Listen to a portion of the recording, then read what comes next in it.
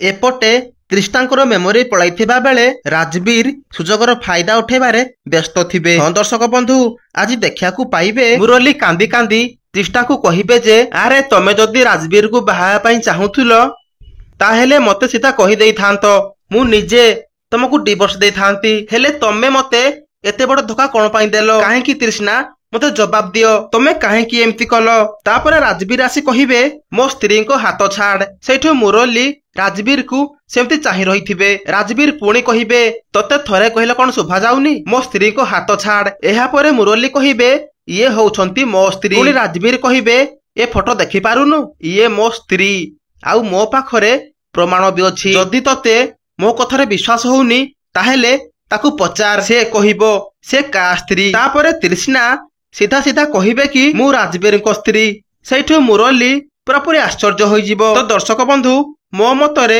मुरली जल्दी जानिबा दरकार कि तृष्णांकर मेमोरी लॉस हो जाइछि बोली। आउ आपनको मत कोन हमको कमेंट करंतु।